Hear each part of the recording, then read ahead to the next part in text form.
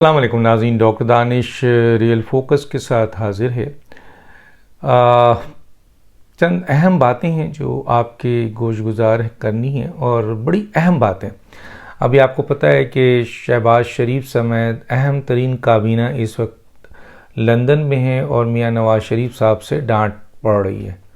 और ये डांट यहाँ नहीं पड़ी है, ये डांट वहाँ पर भी पड़ी जब पाकिस्तान में वीडियो लिंक के ज़रिए नवाज़ शरीफ साहब इस मीटिंग में मौजूद थे, जिसमें मौलाना फजल रहमान भी, आसिफ अली जरदारी, ब्यूरोक्रेट्स और मईशत के हवाले से प्राइम मिनिस्टर की मौजूदगी में मिफ्ता इस्माइल साहब जो हैं, जो इस वक्त एडवाइज़र हैं फाइनेंस के, वो ब्रीफिंग दे रहे थे।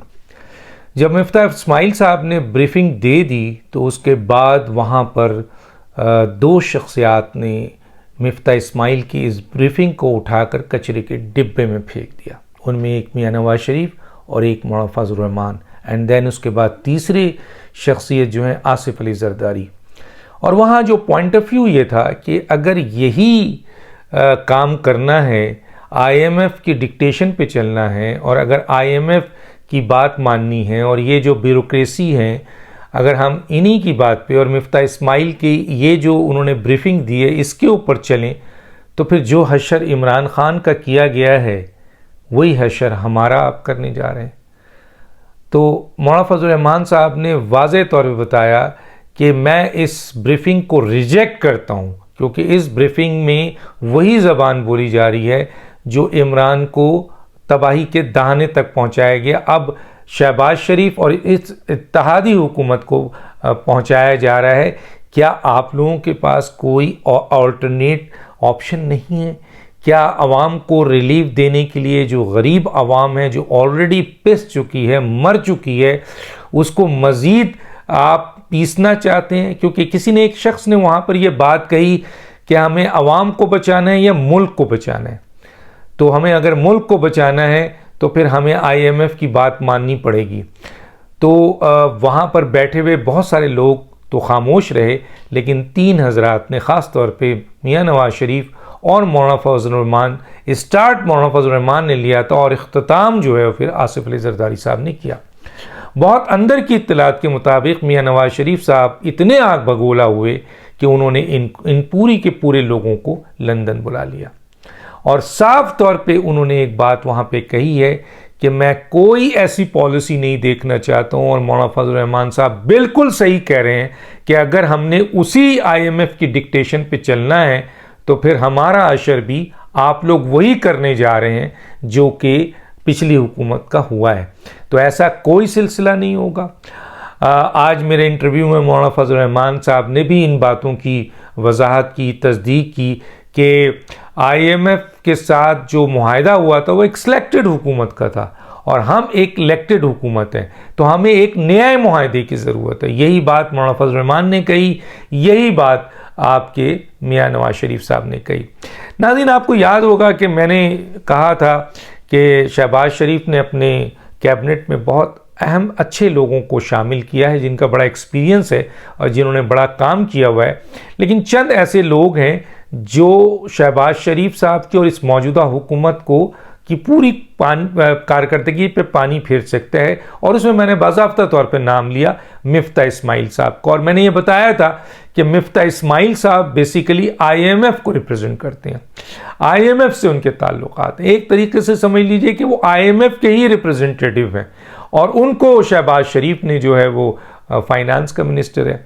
पिछले दिनों जब ये आपके मिफ्ता इस्माइल और जो स्टेट बैंक के गवर्नर हैं आपके, वो जब गए आपके किससे मुज़ाकरात करने गए थे, मैंने इसको भी कोट किया था और ट्वीट्स किया था और बताया था शहबाज शरीफ साहब को भी, नवाज़ शरीफ साहब को भी, मौलाना फजल रहमान साहब को भी, मरियम नवाज़ साहबा को भी, हमजा साहब को भी, हर उस आदमी को जो असर रसूख रखता है इस गवर्नमेंट में, मैंने वहाँ तक ये मैसेज भेजा था कि ये जो रज़ा बाकर हैं ये IMF के पेड वर्कर हैं और मिफ्ता इस्माइल IMF के एक तरीके से मुलाजिम ये भी हैं, ये भी उनके रिप्रेजेंटेटिव हैं। तो पाकिस्तान की नुमाइंदगी दो IMF के अराकीन IMF से करने जा रहे हैं, तो रिजल्ट क्या आएगा? वही जो IMF चाहेगा।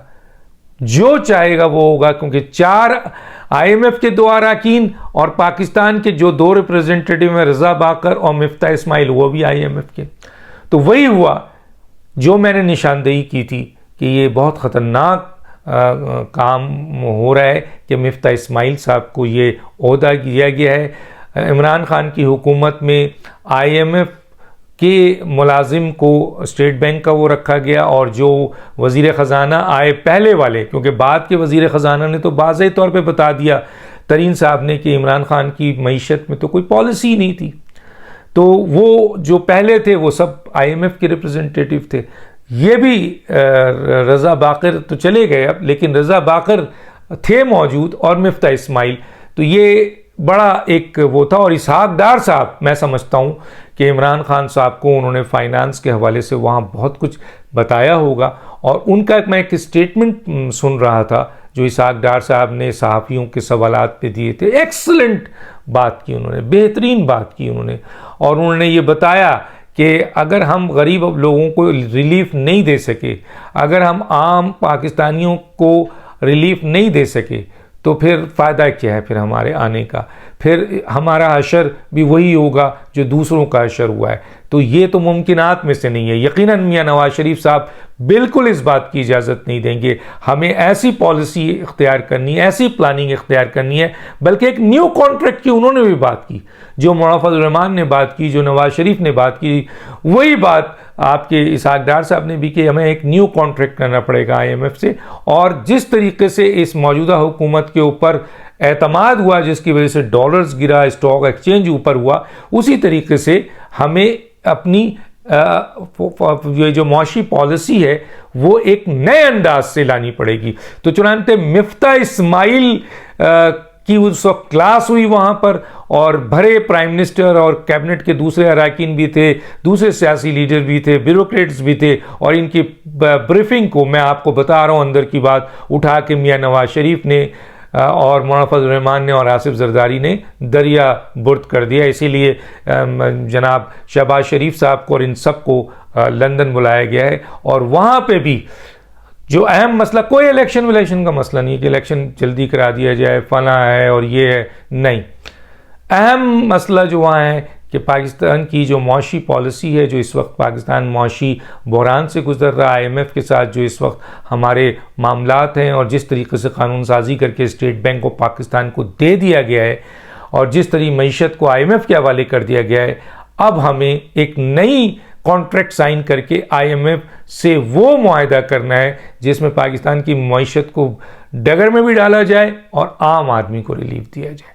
अगर कोई टैक्स भी लगाना है तो वो उम्रा पे लगाया जाए, आम आदमी पे कोई बोझ डालने को मौलाना फजल रहमान, मियां नवाज शरीफ और आसिफ जरदारी भी तैयार नहीं है। इसीलिए ये मीटिंग लंदन में हो रही है। और मैं फिर एक दफ़ा ये कहूँगा कि इसहाक डार साहब को फ़ौरन पाकिस्तान आकर इस मिनिस्ट्री ऑफ फाइनेंस को संभालना चाहिए। अगर मिफ्ता इस्माइल के हाथों में ये चीज़ रही तो वही कुछ होगा जो IMF चाहेगा, और जो IMF चाहेगा फिर आपकी गवर्नमेंट का भी वही असर होगा जो इमरान खान की गवर्नमेंट का हुआ है। एक तो बात मैंने आपको बता दी। दूसरा बहुत ही अहम बात एक ये है कि देखिए, इमरान खान और मौलाना फजल रहमान में जो लड़ाई है वो किस बात की है? दोनों ने क्या है, दूसरे की मुर्गी चोरी की है, या इनकी कोई पुरानी दुश्मनी है कि इमरान खान मौलाना फजल रहमान का नाम सुनते ही आग बगोला हो जाते हैं? तो ये बातें आती थी, और फिर डीजल और पता नहीं क्या कुछ वो कहते थे। तो अमेरिका से, मैं उस बहुत बड़ी वीडियो है, मैं उसको लगा नहीं सकता, तो अमेरिका से एक अहम तरीन शख्स है, उसने फिर ये वजाहत की कि इमरान खान साहब, शायद अंदर के आदमी हैं वो खान साहब के, उन्होंने कहा इमरान खान साहब मौलाना फजल रहमान के इतने ख़िलाफ़ क्यों हैं और क्यों उनको ऊपर टारगेट करते हैं? ना इनकी दुश्मनी है, ना रिश्तेदारी है, ना कोई लेना है, ना उधार है। और उसकी वजह उन्होंने बताई कि क्योंकि मौलाना फजल रहमान साहब के वालिद मौलाना मुफ्ती महमूद वो शख्सियत है जिन्होंने 1973 के आइन में कायदियानियों को काफिर डिक्लेयर किया था, और इस सिलसिले में पेश तो की थी करारदाद मौलाना नूरानी ने, लेकिन उसकी जो पलक जोक है, नुक्ता, एक एक चीज़ बड़ी स्टडी के बाद मुफ्ती महमूद साहब ने कादियानियों को काफिर करार देने में अपना पूरा ड्राफ्ट दिया था, जिसके बाद जुल्फ़िकार अली भुट्टो की सरबराही में मुत्तफ़क़ा 1973 का कॉन्स्टिट्यूशन पास होता है और मुफ्ती महमूद की इस ड्राफ्टिंग को एक्सेप्ट किया जाता है और कादियानी को काफिर करार दिया जाता है। तो उनका ये कहना है कि इमरान खान की लड़ाई मौलाना फजलुर रहमान से इस मुफ्ती महमूद साहब के इस अमल की बुनियाद पर है। ये बहुत बड़ी बात उन्होंने की है और वो वीडियो मेरे पास भी अगर किसी को चाहिए तो मैं दे सकता हूँ। एक तो ये बात, और आज मैंने मौलाना फजलुर रहमान से प्रोग्राम में अपने जो मैंने उनका इंटरव्यू लिया उसमें ये सवाल भी रखा था।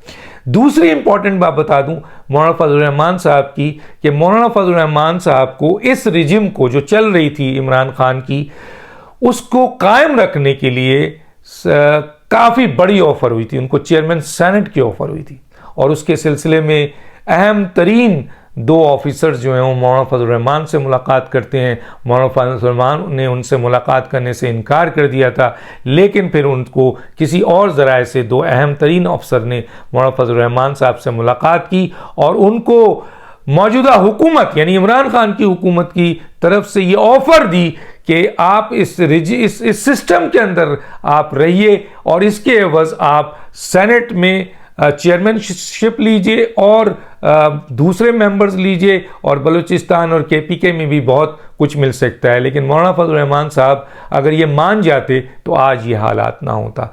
मौलाना फजलुर रहमान ने कहा मैं तो कई साल से मौजूदा हुकूमत को एक्सेप्ट ही नहीं करता हूँ और मैं तो इस पूरे के पूरे रिजिम के ख़िलाफ़ हूँ और मैं तो इस इलेक्शंस को शुरू दिन से एक्सेप्ट नहीं करता हूँ, तो मैं आपकी इतनी ये जो बड़ी ऑफ़र आप लेके आए हैं मैं कैसे एक्सेप्ट कर लूँ। चुनाने मौलाना फजलुर रहमान साहब ने वो जो बहुत बड़ी ऑफ़र थी उसको रिजेक्ट कर दिया। और फिर आपको पता है कि सेनेट के अंदर इलेक्शन हुआ था जिसमें यूसुफ रज़ा गिलानी साहब को मेंबर के तौर पे पहले इलेक्ट कराया गया और फिर चेयरमैन सेनेट के तौर पर रिग्रेट कराया गया और उसकी सिर्फ़ और सिर्फ वजह ये थी, ये बताया गया कि देखिए सेनेट में भी हम इतनी ताकत रखते हैं, आपने हमारी बात नहीं लाकी। लेकिन आज जीत किसकी हुई है? आज जीत हुई है मौलाना फजलुर रहमान की। आज जीत हुई है उनके उस लालच जो उनको दी गई थी, बहुत बड़ी लालच थी, उसको उठाकर उन्होंने दरिया बुर्द किया, तो उसकी बुनियाद पे आज उनकी इज्जत भी है, उनकी जीत भी है। तो ये बहुत ही अहम बात थी जो मैंने आपके सामने ले आया हूँ और लोगों को ख़रीदने की कोशिश बड़ी की गई, उनमें मैंने मौलाना फजलुर रहमान की भी बात बता दी और ये जो इस वक्त मीटिंग हो रही है लंदन में उसके हालात भी बता दिया और जो अहम मीटिंग हुई थी उसके हालात भी बता दिया। गोया याद रखिए कि अब ये कहा जा रहा है कि मियां नवाज शरीफ और इसहाक डार साहब भी बहुत जल्दी पाकिस्तान पहुंचेंगे। डॉक्टर दानिश को याद दीजिए। अल्लाह हाफिज़।